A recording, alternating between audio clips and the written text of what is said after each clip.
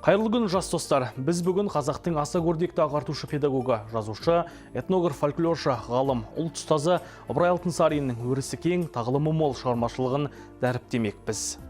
Елбасымыз рухани жаңғыру бағдарламасында өткенді тану, тарихты терең пайымдап, оған әділ баға беру үлкен парасаттылық пен жауапкершілікті талап етеді деп, халқымыздың әдеби, мәдени, рухани ұлттық құндылықтарына ерекше көңіл бөлгені мәлім. Ғылым мен білімнің талаптану және ізденіске толы жолында еңбектерін басшылық қалып, ғылыми ой пікірлерін қолданып, ұстаздық бейнесін темірқазықтай үлгі тұтып ұстанатын биік тұлғалары бар. Соның бірі әрі бірегейі Алаштың алыбы Ыбырай Алтынсарин.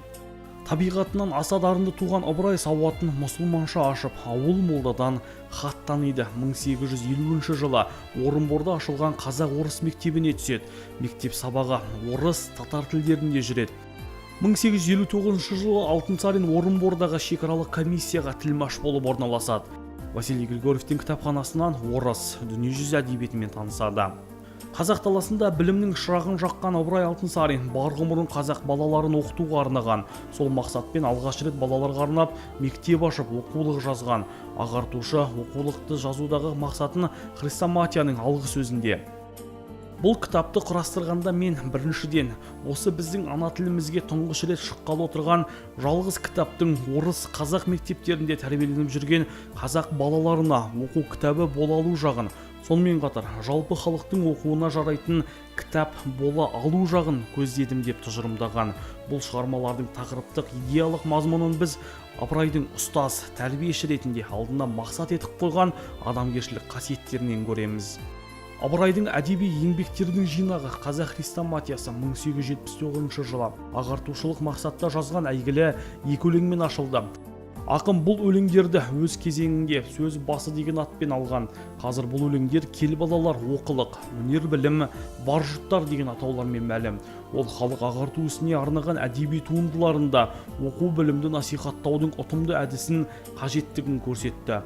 Оқу білімнен кенже тұрған халық үшін ғылым мен техниканың жетістіктерін насихаттай алатын қысқа көлемдегі поэтикалық шығармалардың айрықша ұтымды екенін, әсерін терең сезінді, сенді.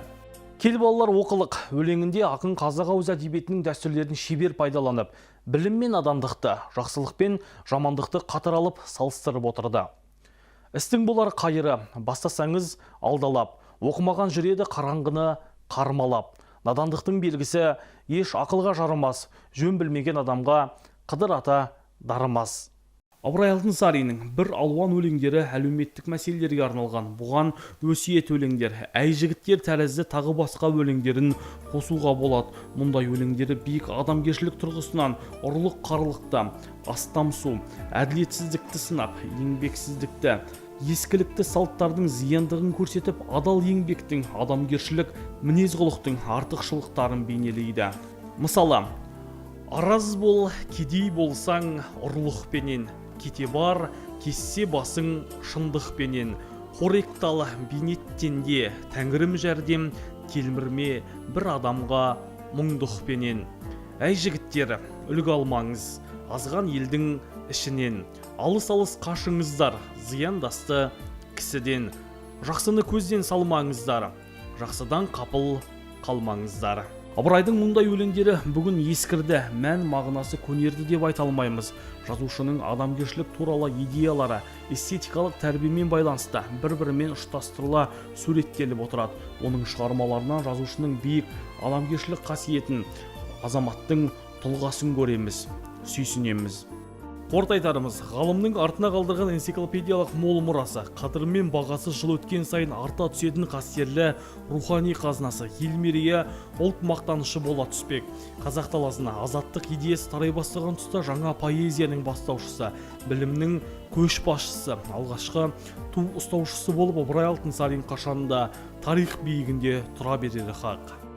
Ұлт ұстазы тарихымызда өшпес ізін қалдырса, оның бүгінгі ізбасарлары, яғни сіздер, жастар, ғалымның сара жолын дамыта түсетіндеріңізге сеніміміз мол.